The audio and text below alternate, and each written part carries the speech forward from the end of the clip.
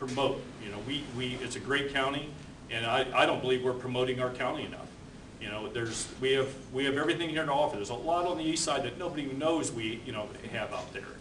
And we have area, we have land, we have infrastructure, we have the sewers, we have the water, we have the natural gas.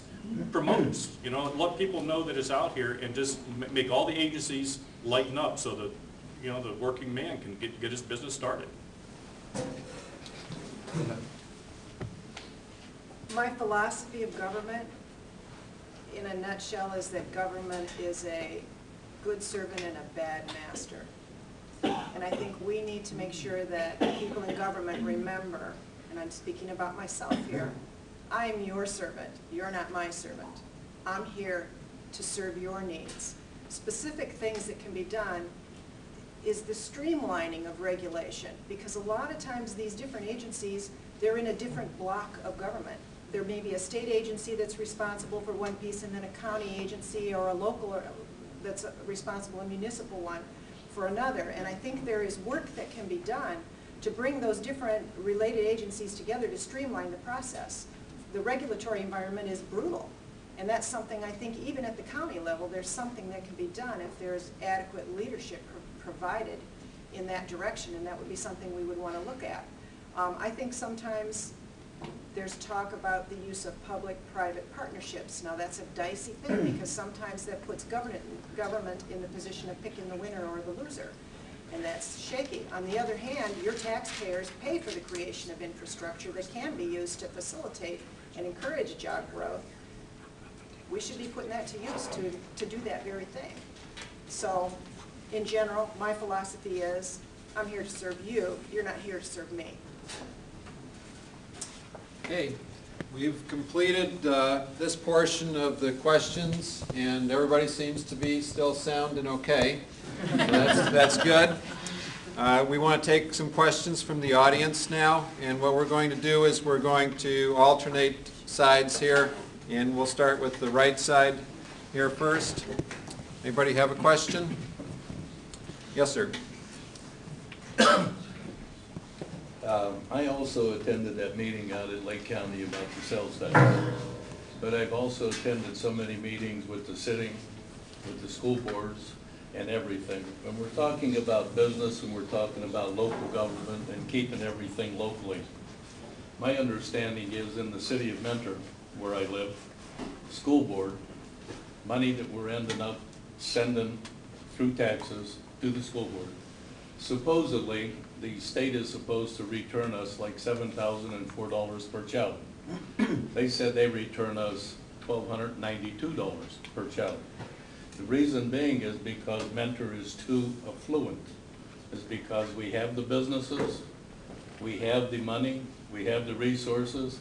City council has told us that the state has just stopped them or sent $5 million less coming back to the city to operate the city because government's costing.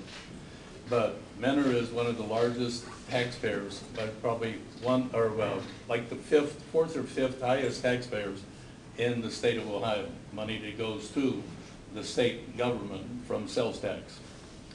The county is saying we're behind on sales tax. Comparing communities with the sales tax.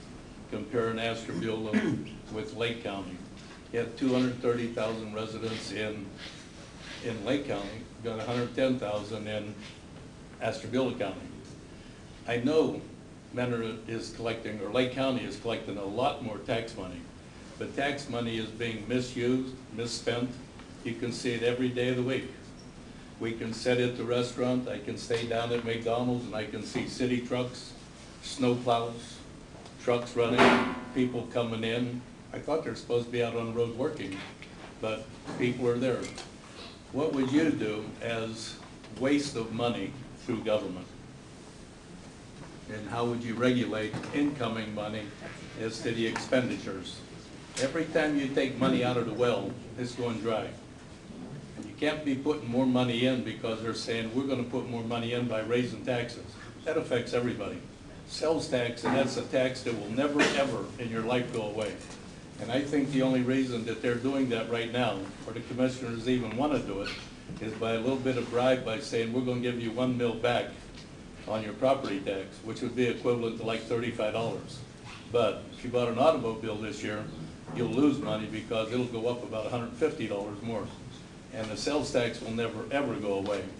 And I think the reason they were doing it is because home values now have been decreasing, so that 2.1 mil levy that they're collecting, the money is going down. And if next year the market and the home prices go down, they will lose more money, but you won't lose it if you put that sales tax in.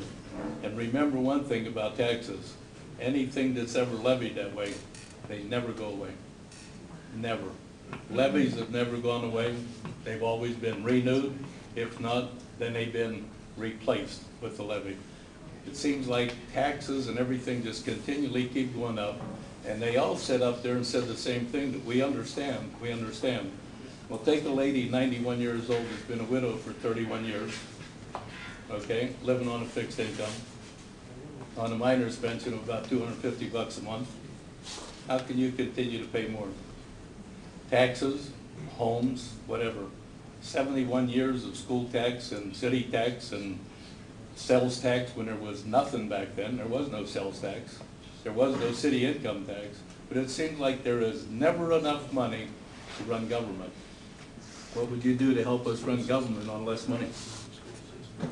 Give each of you about a minute to respond. Start with Dave. Well, one of the first things that we talk about in the master's program for management is, as a manager, you talk to the people that are on the front lines. And for example, that truck driver who's sitting there idling might be told, you have to stay out there, or you have to do X, Y, and Z. And if you could get, one-on-one with him, somebody who's actually doing the job, you might find that you might have a great suggestion about a way that we can save some money here.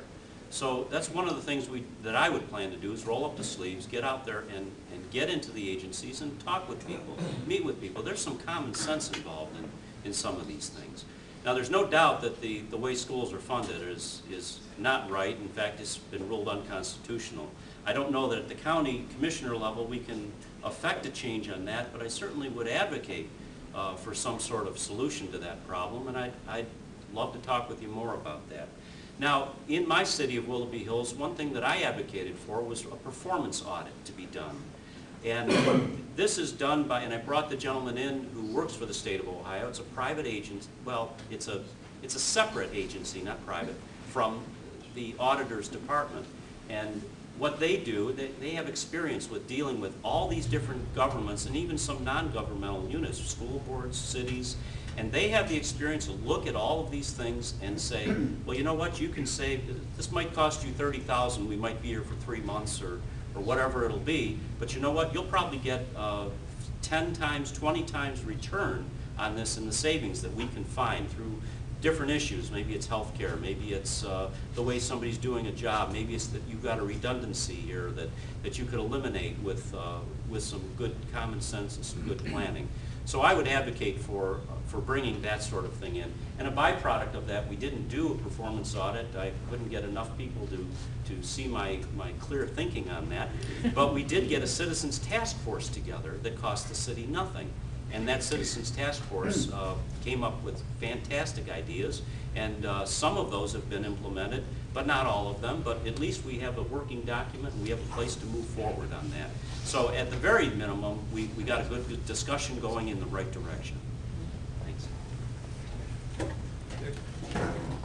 The one thing I've started when I decided to run for this office was start to talk to all the department heads. That's what I've been doing for the last 2 months. And it's communication. It's getting in there. It's management. The way I look at it right now, we don't have management. How can you have commissioners who are putting in 15 to 20 hours maximum a week? It needs, roll up your sleeves, hard work.